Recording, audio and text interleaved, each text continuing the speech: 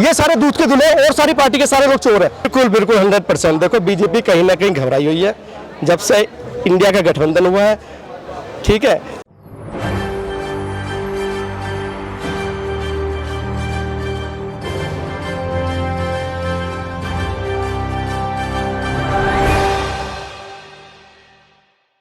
संजय सिंह को supreme court से छोटी सी राहत मिली है। संजय सिंह को जो राहत मिली है इसमें ईडी अधिकारियों को साफ तौर पर फटकार लगाई गई है। नमस्कार, मैं नाज़मीन खान और आप देख रहे हैं SPN 9 न्यूज़। शराब घोटाले का जिक्र करते हुए भारतीय जनता पार्टी की तरफ से बड़ा आरोप आम आदमी पार्टी की इस योजना पर लगाया गया। उसके बाद इनमें तमाम नेताओं को शामिल किया गया।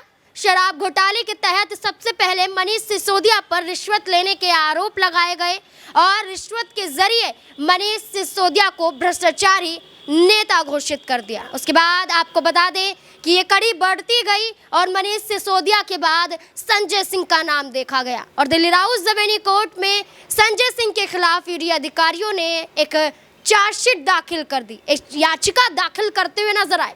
और दिल्ली राउस रेवेन्यू कोर्ट की बात करें तो संजय सिंह को राहत मिलती हुई नजर नहीं आई, बल्कि ईडी अधिकारियों ने 82 लाख रुपए के रिश्वत लेने का ये गंभीर आरोप उन पर लगा दिया, जिसके बाद एक कई झटके संजय सिंह को दिल्ली राउस रेवेन्यू कोर्ट से लगते हुए नजर आए और अमृतसर कोर्ट में मानहानि केस के मामले को लेकर संजय सिंह फिर से फंसते हुए दिखाई दिए। अब 24 नवंबर को न्यायिक हिरासत बढ़ा दी जाती है और 24 नवंबर को अगली पेशी दिल्ली राउस रेवेन्यू कोर्ट में देखी जाएगी। लेकिन दिल्ली हाई कोर्ट में चुनौती देते हुए नजर आए थे संजय सिंह, वो भी ईडी अधिकारियों के ट्रायल नोटिस को लेकर दिल्ली राउस रेवेन्यू कोर्ट के फैसले के खिलाफ। लेकिन देखा गया कि यहाँ पर दिल्ली हाई कोर्ट ने संजय सिंह की याचिका को ये बोलते हुए खारिज कर दिया कि निचली अदालत जो फैसला कर रही है उस पर आपको भरोसा करना चाहिए।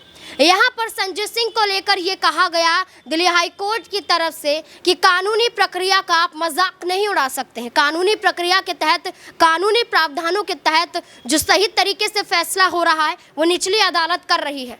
आप अगर एक मामले की सुनवाई निचली अदालत में कर रहे हैं तो अचानक से आप उच्च अदालत का रुख नहीं कर सकते। अब दिल्ली हाई कोर्ट ने तो ये कहते हुए संजय सिंह की याचिका को खारिज कर दिया, लेकिन संजय सिंह ने हार नहीं मानी। संजय सिंह ने तमाम फैसलों के खिलाफ सुप्रीम कोर्ट का रुख कर दिया और सुप्रीम कोर्ट का रुख करते हुए एक बड़ा कदम उठाया ईडी अधिकारियों के खिलाफ। और ऐसे में सुप्रीम कोर्ट की तरफ से एक बड़ा फैसला संजय सिंह को लेकर सामने आया। दरअसल आपको बता दें कि सुप्रीम कोर्ट ने ईडी अधिकारियों को साफ सीधे तौर पर फटकार लगाई है और कहा है कि कहाँ है लिखित में दस्तावेज, कहाँ है वो सबूत जिन आधार पर संजय सिंह को आप भ्रष्टाचारी नेता बता रहे हैं, जिस आधार पर इतने समय से आपने तिहाड़ जेल में उन्हें बंद किया हुआ है। अब ये कहा गया है कि संजय सिंह के खिलाफ ईडी अधिकारियों को दिसंबर महीने में, यानी कि दिसंबर के दूसरे हफ्ते तक यहाँ पर सबूत पेश करने और सबूत पेश करते हुए बताना है कि वाकई संजय सिंह ने रिश्वत ली है या नहीं। अब ईडी अधिकारियों के पास समय है यहाँ पर दिसंबर तक का, दिसंबर के दूसरे हफ्ते तक का। यहाँ पर संजय सिंह के खिलाफ अगर ईडी अधिकारियों को सबूत मिल जाते हैं तो यहाँ पर बड़ा झटका, लेकिन अगर सबूत नहीं मिलते हैं तो सुप्रीम कोर्ट से जहाँ तमाम लोगों को इंसाफ मिला है वही इंसाफ संजय सिंह को भी मिलता हुआ नजर आएगा। आपको बता दें संजय सिंह की रिहाई को लेकर लगातार आम आदमी पार्टी कदम भी उठा रही है और इसी को लेकर एक बड़ा कदम खुद संजय सिंह ने चुनौती मोदी सरकार को देते हुए उठाया। जब अमृतसर ले जाया गया उस दौरान संजय सिंह ने कुछ ऐसी चीजों का खुलासा किया जिसके बाद ये देखा गया कि अब संजय सिंह की रिहाई पक्की मानी जा सकती है और सुप्रीम कोर्ट के फैसले के बाद अब तो कहीं ना कहीं ये उम्मीद और भी ज्यादा जगती हुई नजर आ रही है। संजय सिंह ने अमृतसर कोर्ट के बाहर क्या कुछ कहा, देखिए जरा।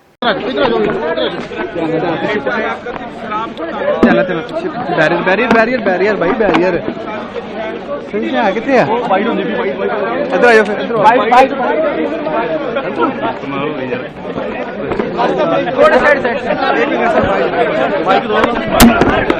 सर प्लीज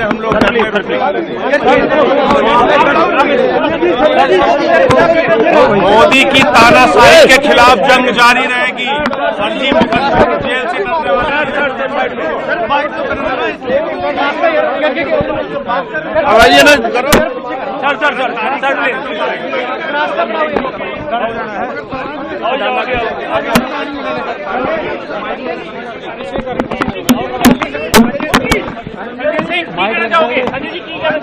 ये तानाशाही के खिलाफ लड़ाई है और जारी रहेगी। किसी मुकदमे और किसी जेल से डरने वाले नहीं।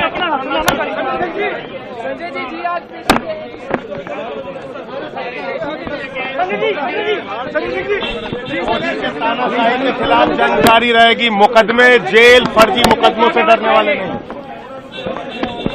संजय सिंह को आपने सुना, उसके बाद आपको ये बता दें कि यहाँ पर राहुल गांधी पर जब मानहानि का केस दर्ज किया गया था तो राहुल गांधी को इंसाफ दिलाने वाले अगर कोर्ट की बात करें तो वो सुप्रीम कोर्ट ही था, क्योंकि सूरत कोर्ट से झटका, गुजरात हाई कोर्ट से झटका और उसके बाद सुप्रीम कोर्ट का रुख करना राहुल गांधी के लिए एक बड़ा अच्छा कदम माना गया। और राहुल गांधी को जो 2 साल की सजा सुनाई गई थी वो 2 साल की सजा को हटा दिया जाता है।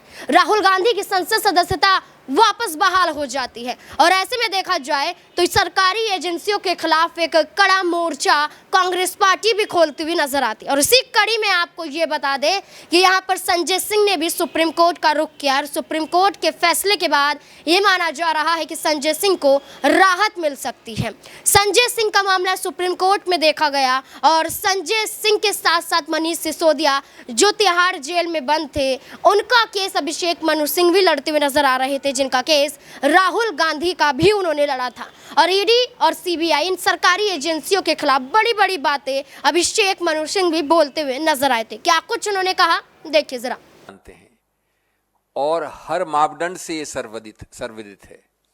यह भी सर्वविदित है कि ईडी के साथ साझेदारी कह लीजिए, पार्टनरशिप, गठबंधन कह लीजिए, सहयोग कह लीजिए, ईडी के साथ साझेदारी, गठबंधन और सहयोग बीजेपी सरकार और बीजेपी पार्टी का तीव्रता से बढ़ रहा है जैसे जैसे वो हार उनके पास आ रही है। लेकिन ऐसे मापदंडों के बाद भी इतनी घृणात्मक स्थिति पहुंचाएगी ये सरकार बीजेपी वाली और बीजेपी पार्टी, ये मैं समझता हूं इस देश ने सोचा नहीं था। और एक कोरियर का व्यक्ति एक वक्तव्य देता है, आपको मालूम है ये वक्तव्य कैसे निकाले जाते हैं ईडी द्वारा, और उस वक्तव्य के आधार पे आप पूरी कहानी बनाते हैं और उसके बाद सबसे दुर्भाग्य की बात, सब्जेक्ट टू इन्वेस्टिगेशन। कहानी बनाने के बाद सब्जेक्ट टू इन्वेस्टिगेशन। क्या आप सोचते हैं कि गधे हैं लोग या घास खाते हैं? उनकी आप इंटेलिजेंस को अपमानित कर रहे हैं कि हम पहले आरोप लगा देंगे, चुनाव के वक्त हम रेड कर देंगे, एक व्यक्ति का हम अभियान वक्तव्य ले लेंगे और बाद में हम इन्वेस्टिगेट करेंगे। जो इन्वेस्टिगेशन छत्तीसगढ़ पुलिस ने करके आपको 1.5 साल पहले दे दिया है, 1 साल पहले दे दिया है, कभी आपने देखा है ऐसा? और मैं आपको बताना चाहता हूं प्रताड़नाओं के बारे में। ये मामले वैसे बताऊं मैं आपको, छत्तीसगढ़ के कई अफसरों के ऊपर इस चुनाव से पहले, मैं इस चुनाव की बात नहीं कर रहा हूं, कई मामले उच्चतम न्यायालय में लंबित हैं। ये बयान अभिषेक मनु सिंघवी का आपने सुना। उसके बाद पक्के तौर पर कहा जाए तो संजय सिंह की रिहाई को लेकर आम जनता भी बौखलाती हुई नजर आ रही है। आम जनता का भी यही कहना है कि संजय सिंह को जानबूझकर फंसाया गया है। इतना ही नहीं, संजय सिंह के निर्दोष होने को लेकर तमाम वकील भी यही बात कहते हुए नजर आ रहे। देखिए वो रिपोर्ट जिसमें हमारे एक रिपोर्टर ने एक वकील से सवाल जवाब किए और संजय सिंह को लेकर वो क्या कुछ कहते हुए नजर आए। बीजेपी ज्वाइन कर लेते हैं, उसमें उन्हें मंत्री बना दिया जाता है, उनके खिलाफ येदियुरप्पा जी, कितने सारे नाम गिनवाऊंगा आपको, ये सारे दूध के दूल्हे और सारी पार्टी के सारे लोग चोर है। लेकिन बीजेपी का तो कहना है, बीजेपी के कई नेताओं का कहना है कि जो ईडी सीबीआई की कार्रवाई है वो केवल विपक्ष पे ही नहीं, बीजेपी के नेताओं पर भी हो रही है। बताओ ना नाम किस पे हो रही है, बताओ। अजीत पवार जी का नाम लिया ना माननीय हमारे मोदी साहब ने, प्रधानमंत्री जी ने लिया ना नाम, क्या कार्रवाई उन्हें अगले दिन मंत्री बना दिया। आप बताओ ना किसके खिलाफ हो रही है कार्रवाई, आप बताओ। 2-4 नाम मुझे भी गिनवा दो ना, कौन चोर है मुझे भी बता दो आप। तो क्या यहाँ पर यही संदेश जा रहा है कि बीजेपी अगले साल के लोकसभा चुनावों से डर कर ये सब कदम उठा रही है? बिल्कुल 100%। देखो बीजेपी कहीं ना कहीं घबराई हुई है जब से इंडिया का गठबंधन हुआ है, ठीक है। अच्छा, दूसरा, इंडिया का नाम, देश का नाम भारत, भाई कहाँ तक हटाओगे आप इंडिया का, कहाँ तक हटाओगे, बताओ ना आप कहाँ तक हटाओगे। तो कहीं ना कहीं कोई भी चीज़ आती है उस पर, ठीक है, क्या भाई ऐसे कर दो, ऐसे कर दो, ठीक है, लेकिन इनके हाथ कुछ नहीं आ रहा, ये 100% चुनाव हारेंगे 2024 का। अब तमाम मुद्दों को, तमाम बयानों को आपने जाना और ये जाना कि सुप्रीम कोर्ट ने ईडी अधिकारियों को समय दिया है सबूत पेश करने का, और सुप्रीम कोर्ट ने संजय सिंह को हिदायत दी है कि आप फैसले पर भरोसा रखिए। अब देखना होगा कि क्या संजय सिंह को राहत मिल पाएगी। क्या लगता है आपको, क्या वो समय आ गया है कि संजय सिंह अब तिहाड़ जेल से बाहर नजर आएंगे? क्या है आपकी राय, कमेंट बॉक्स में जरूर बताएं। देखते रहें स्पिन 9 न्यूज़। धन्यवाद।